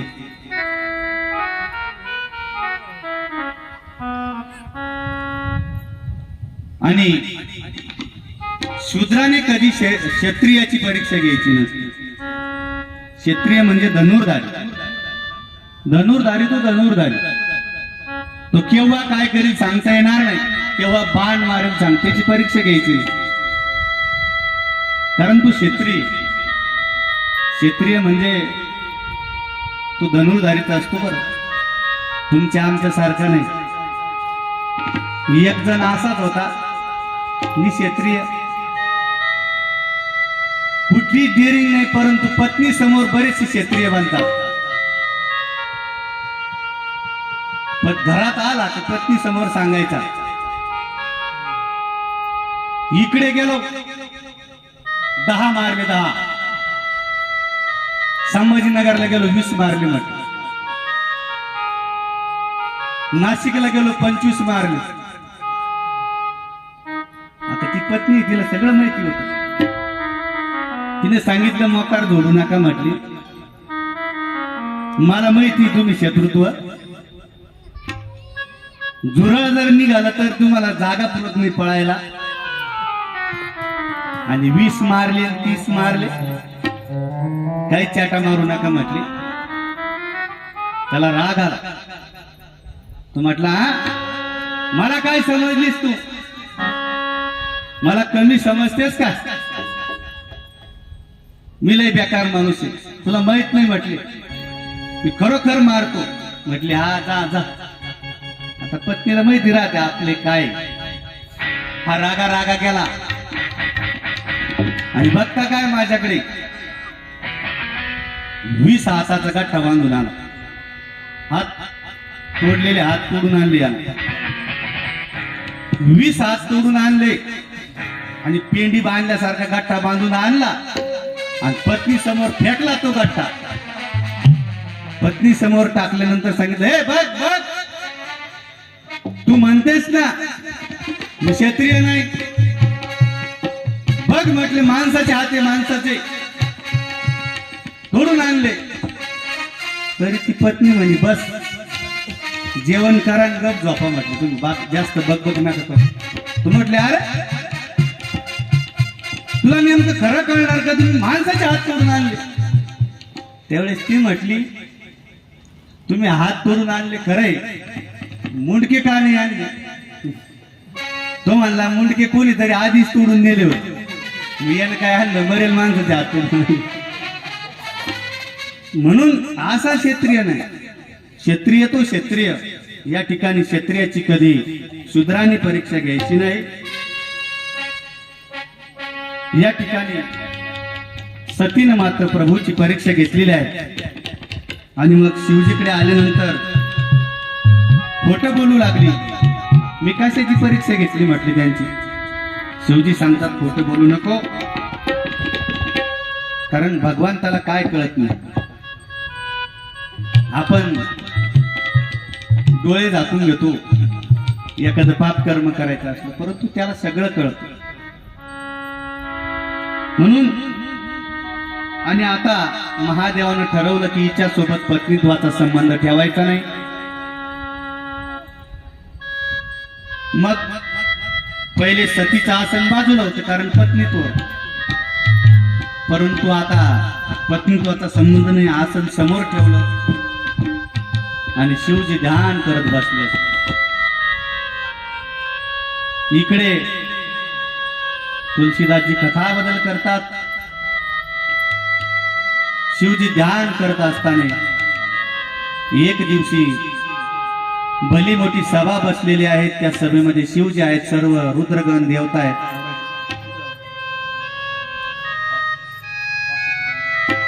दहा 15 मिनिटं मग सर्व देवतांची सभा बसलेली आहे. महादेवजी बसल्यानंतर सतत ध्यान करायचे, सतत नामस्मरण, ध्यानात मग्न बसले. इतक्यात प्रकार असा घडला, दक्षाला प्रजापती पद प्राप्त झालं. प्रजापती आणि मग प्रजापती पद प्राप्त झाल्यानंतर जसं आपण एखाद्याला पद प्राप्त आल्यानंतर सगळेजण उठून उभं राहतो, त्याचा सत्कार करतो, कोणी श्वाल टाकतं, कोणी हार घालतं. तसं सर्व देव देवता उठून उभे राहिले, राजे उठून उभे राहिले, दक्षाचं स्वागत केलं, शुभेच्छा दिल्या, अभिनंदन केलं. परंतु शिवजी मात्र ध्यानातच मग्न, मनात सारखं प्रभूचं चिंतन चालू. शिवजीच्या ध्यानात नाही कोण आलं कोण गेलं. परंतु इकडे दक्षाच्या मात्र डोक्यात फटका पडला. दिवसभर किती माणसानं आपल्याला नमस्कार राम केला, आपल्या ध्यानात राहत नाही, किती पण करतात. पण एखाद्या आपल्या समोर कट मारून गेला आणि त्यानं आपल्याला राम नाही केला, तो पक्का डोक्यात बसतो. महिला मंडळीचं तसंच आहे. जर सणावाराला पर्वणीला बसलेल्या असल्या तर किती बाया पाया पायल्या डोक्यात नाही, परंतु एखादी पाया नाही पडली की डोक्यात बसली ती का नाही पडली. तसं दक्षाला सगळे देव देवता उठून उभे राहिले, सगळ्यांनी सत्कार केला, शुभेच्छा दिल्या, ते डोक्यात नाही. परंतु आपलेच असणारे जावई म्हणजे जवळचेच माणूस म्हणतो, दूरचे बरे. आणि दक्ष राजाची जावई म्हणजे सतीचे पती. सती ही दक्ष कन्या होती. आपल्याच जावयानं आपला अपमान केला, म्हटली याला सहन होईना की काय, मला प्रजापती पद प्राप्त झालं. दक्षाला राग आला. बरं म्हटले बघून घेईल तुला, तुम्हाला आज मान सन्मान देत नाही ना, बरं बरं बघतो म्हटले तुला. आणि मग तो प्रसंग निघून गेला. शिवजी ध्यानस्थच होते, सगळे निघून गेले, शिवजी निघाले. परंतु पुढे अपमान माणसाच्या लक्षात राहत असतो. म्हण आहे ना, काय म्हणतात, मारल्याचे डाव बुजतात पण बोलण्याचे डाव कधीच बुजत नाही. तसं दक्षाच्या मनात मी अपमानाचा बदला घेईन, अपमानाचा बदला घेईल. आणि मग दक्ष राजानं एक यज्ञ ठेवला. पूर्वी देवदेवता राजे मोठे मोठे यज्ञाचा आरंभ करायचे. सर्व देवदेवतांना आहुत्या भेटायच्या. अन्नदान वस्त्रदान राजांना बोलवायचे, निमंत्रित करायचे. आणि त्याच शिवजीला अपमानित करण्याच्या उद्देशानेच त्यांनी यज्ञ ठेवला. आता यज्ञ ठेवला, त्या यज्ञामध्ये सर्व देवदेवतांना निमंत्रण देण्यात आले. सर्व राजराजांना निमंत्रण देण्यात आले. आणि मग यज्ञाची वेळ जवळ आली. सर्वांनी यज्ञाची तयारी केलेली आहे. आणि मग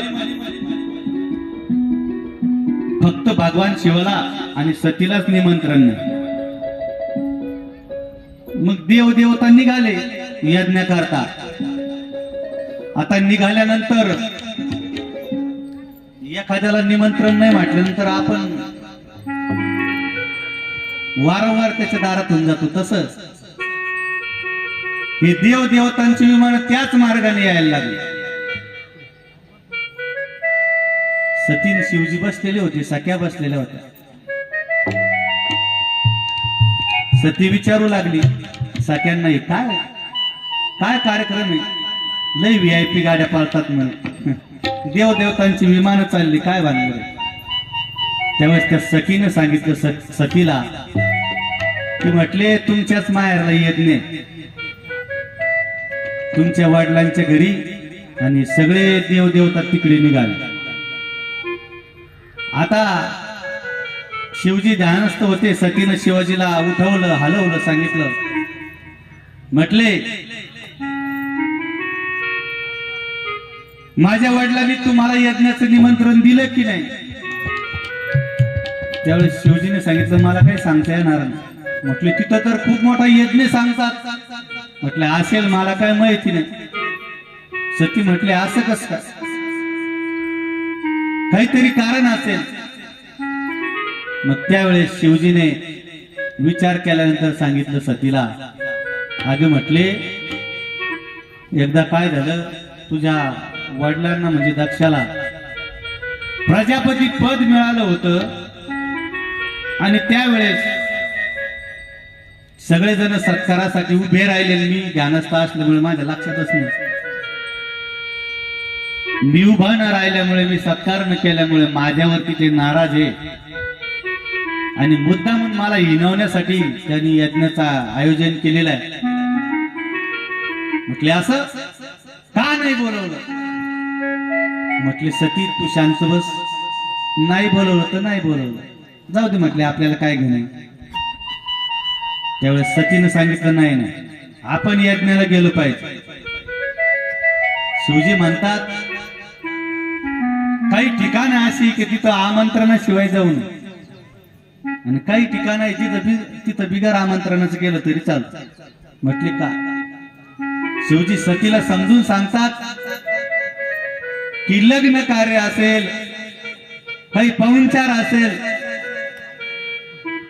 शुभ कार्य असेल, त्या ठिकाणी बोलावल्याशिवाय जाऊ नये. बिना बोलावण्याचं जर गेलंच तर अपमान होण्याची दाट शक्यता आहे. सतीला समजून सांगू. मग काही ठिकाण असे की त्या ठिकाणी न बोलावता गेलं तरी चालतं. म्हटले कुठं? की एखादा सत्संग असेल, एखादी कथा चालू आहे, एखादं कीर्तन चालू आहे, पारायण चालू आहे देवाच्या दारामध्ये, तिथं न पाचारिता जा. तुका म्हणे जावळी न पाचारिता जावे, तुका म्हणे जवळ न पाचारिता जावे, तुका म्हणे ते पाचारिता जावे.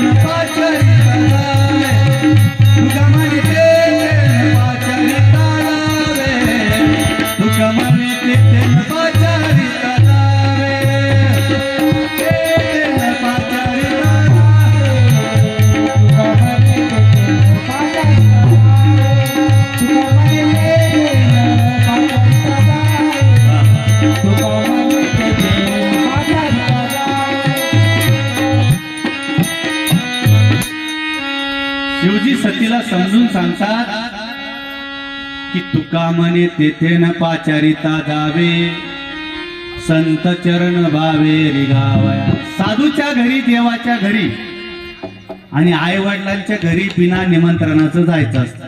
समजा आई वडील दूर असतात, तिथं काय आपण निमंत्रणाची वाट बघायची नाही. असं ती हुशार होती. ती शिवजीला म्हणाली, आव ना मग तेच ना, तुम्ही आता म्हणतात ना वडिलाच्या घरी न पाचारिता जावे, मग माझे वडीलच आहे, काय हरकत जायला.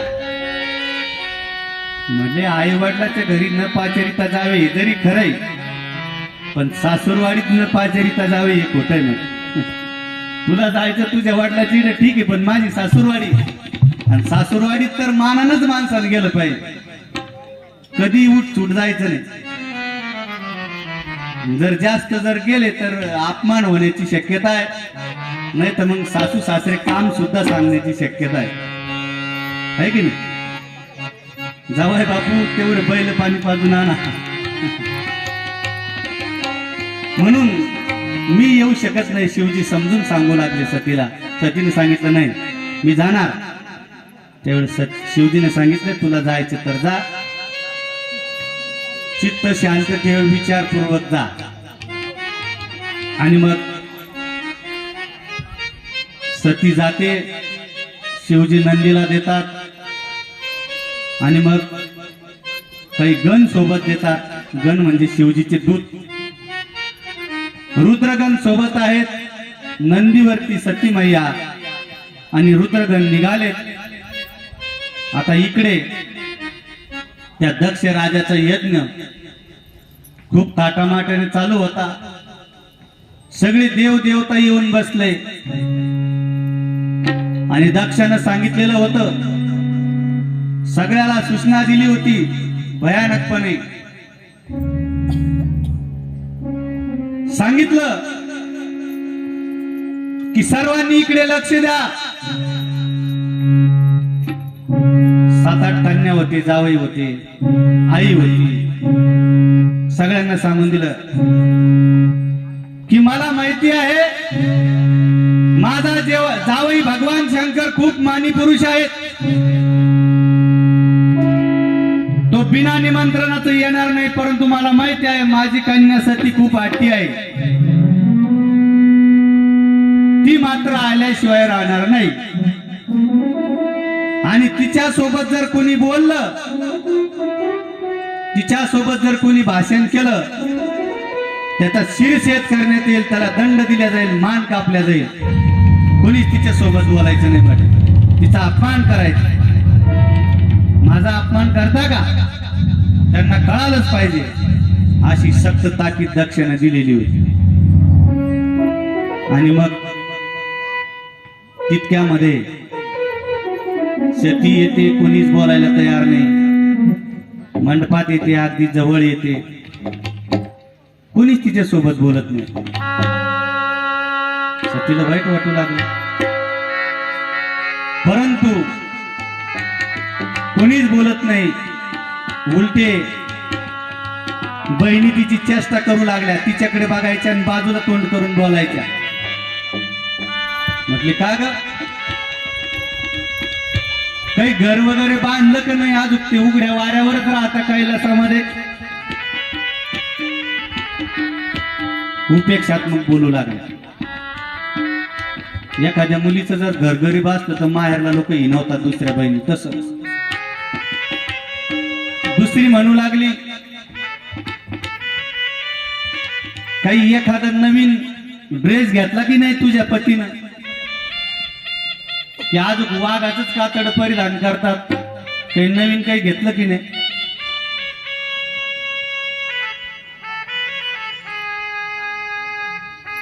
काही गळ्यामध्ये एखादा सोन्याचा हार, काही लॉकेट वगैरे केलं की नाही म्हटलं तुझ्या पतीनं, अजून सापच गळ्यात घालून फिरतोय. उपेक्षात्मक बोलू लागला. काही कपाळावरती काही चंदन वगैरे काही चांगल्या गोष्टी लावतो की नाही म्हटली, सेंट वगैरे, का ते मेलेल्या मुर्द्याचं भस्मच लावतो तुझा नवरा. अजून उपेक्षात्मक बोलू लागल्या बहिणी. सतीला खूप राग येत होता, क्रोधावली लाल बुंद होऊ लागली. परंतु इतक्यात आईने बघितलं आणि मग जरी सक्त ताकीद दिलेली होती मान उतरवल्या जाईल, परंतु आई पात्रच असाय, ती बिहेत नाही मुलावरती प्रेम करण्यासाठी. तिनं कुठलाच विचार नाही केला. सतीला जवळ घेतलं, तोंडावून हात फिरवला, सतीची खुशाली विचारू लागली. कारण भीती राहत नाही. आईचं प्रेम असं आहे ते भीतीवर येत आहे. दृष्टांत सांगतो. लोक महाराजही सांगत असतात रामायणामध्ये. अगदी या दृष्टांत सांगितल्यानंतर आपण थांबणार आहोत. नंतर हरिपाठ घ्यायचा आहे. स्वयंपाकाला किती वेळ आहे? आवरायचं का? चाल द्यायचं. बरं, 5 मिनिटात आपण थांबणार आहोत. एवढी कथा पूर्ण करणार आहोत. की घडलेला दृष्टांत आहे संगमनेर भागात.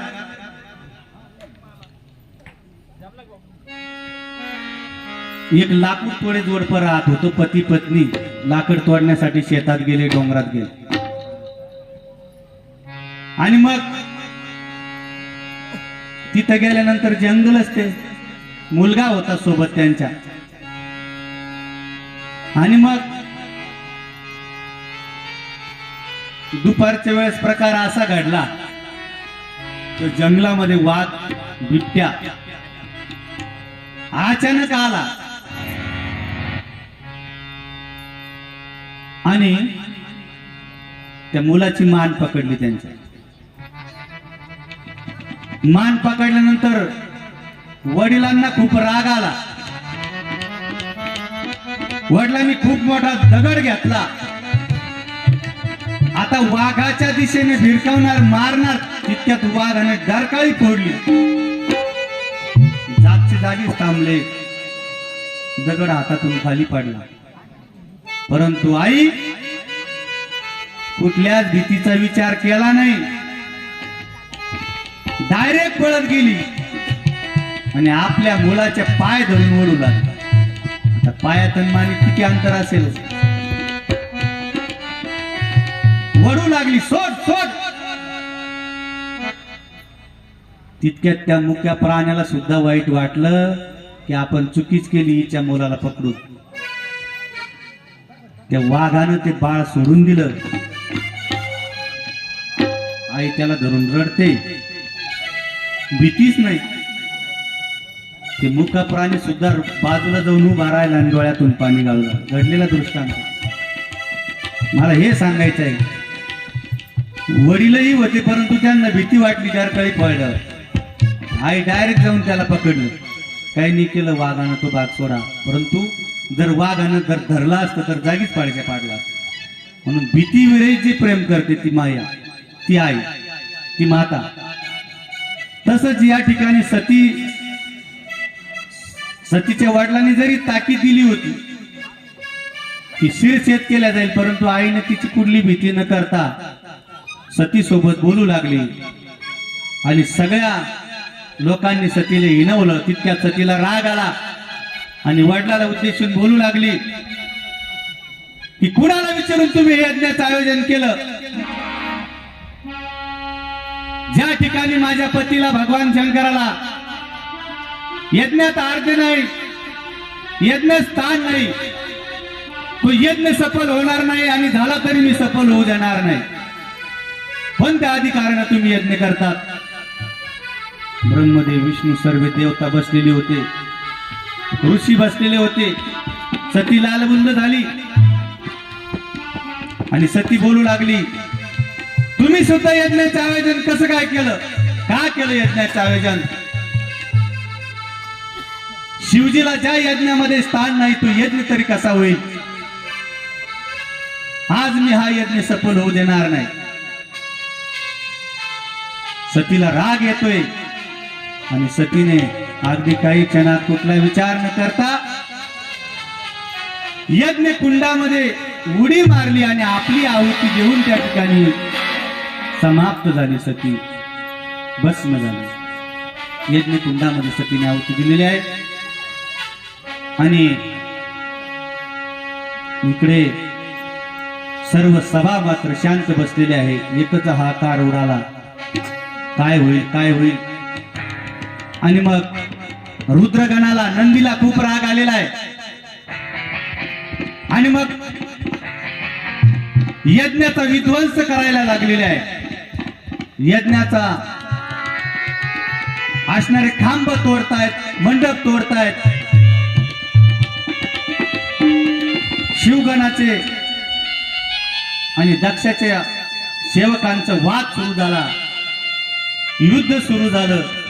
एकमेकाला मारतायत, मुंडके पडतायत. अतिशय यज्ञाचा विध्वंस होतोय. सर्व देवदेवता शांत बसलेले आहे, ऋषीमुनी शांत बसलेले आहे. आणि गण मात्र चवताळलेले आहे सतीमय्या गेल्यानंतर. आणि मग यज्ञाचा विध्वंस होतोय. पुढे दूत जातात, शिवजीला सांगतात.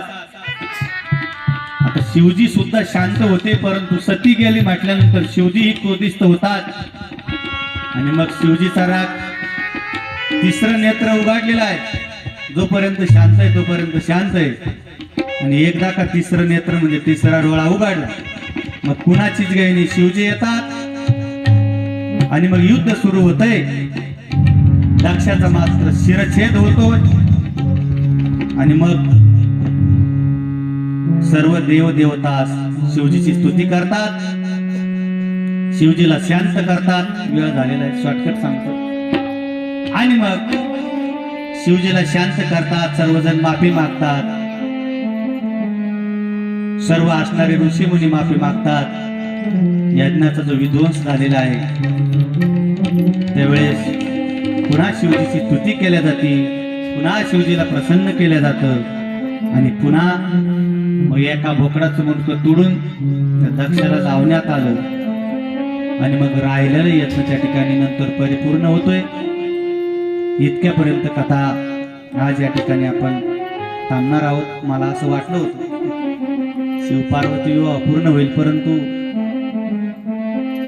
वेळ कमी पडतो. काय हरकत नाही, 1.5-2 तासच करा जाऊ आपण. शॉर्टकट सांगा जाऊ. 3:30 पावणे 4ला 3चा टायमिंग आहे. 3:30 वाजता आपण चालू करा जाऊ. 5:30 पर्यंत 2-2.5 तास. जिथपर्यंत परिपूर्ण होईल तिथपर्यंत कथा या ठिकाणी आपण बघण्याचा प्रयत्न करू. आता भजन होईल, त्यानंतर आरती होईल. आरतीला चला, ज्यांना यायचं असेल. आज शिवजीची आरती करू आपण. पंक्तीची यजमान तुम्ही आले चालतील. चला आरतीसाठी शिवजीची आरती करू, प्रभू रामचंद्राची आरती करू. तोपर्यंत एक संकीर्तन घेऊ आणि मग आपण आरती घेऊ शिवजीची. आणि आता एक संकीर्तन.